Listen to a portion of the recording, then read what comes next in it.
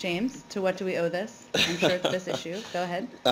Actually, I'm covering a different story today, but insofar as this is the current thread of discussion, I wish to further pursue it with you, Jen. In furtherance of Matt's line of questioning, first, would you in fact agree that there has been a rather egregious delay seen in this case in finally apprehending this individual? I would disagree. This is a case where Egregious delay seen in this case in finally apprehending this individual? I would disagree. This is a case where there's no one more committed than the leaders in the United States government, whether that's the President, the Secretary of State, the Secretary of Defense, in apprehending those responsible for the horrific acts that occurred just a few years ago. But again, there are a range of factors that are taken into account in terms of the right timing for operations along these lines.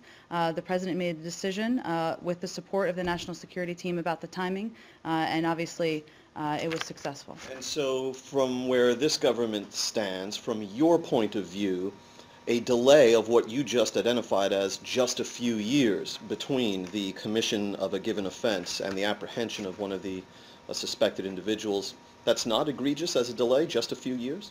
Well, James, our focus has been on apprehending those responsible, and we've taken every step possible to do that as quickly as possible.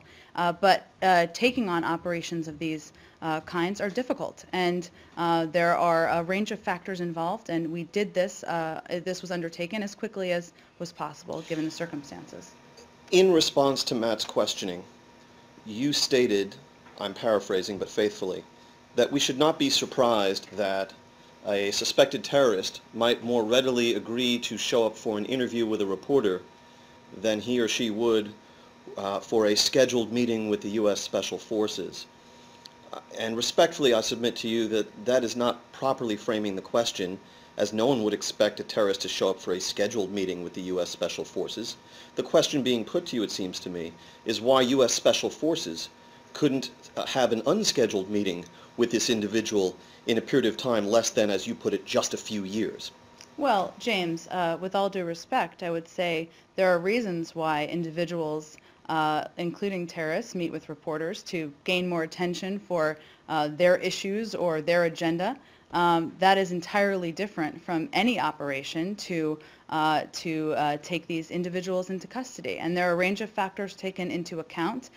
Where we are today is that this individual, with the support and leadership of the military, the Justice Department, a range of officials in the interagency, has been apprehended. And that is an important step forward in our view. So I guess the question, following your own logic, the next question to be propounded to you is, why didn't we pose as a reporter to capture him then? Well, we appreciate your view. If you're volunteering yourself for future endeavors, we'll take that into account. In other words, you're still not addressing the central question, Jen. You're not answering the question of why a reporter was able to get within 6 inches of this guy and U.S. Special Forces weren't for more than 2 years. What is the answer to that? Well, the answer, James, is that reporters have interviewed a range of terrorists in the past. There's nothing new about that. They have their own desire to get their story heard, their agenda heard. That's entirely different from taking the steps necessary to apprehend someone in a country, a third country, a second, not the United States, as has happened in this case. We did it as expeditiously as possible, took into account a range of factors, and where we are today is that the outcome was successful.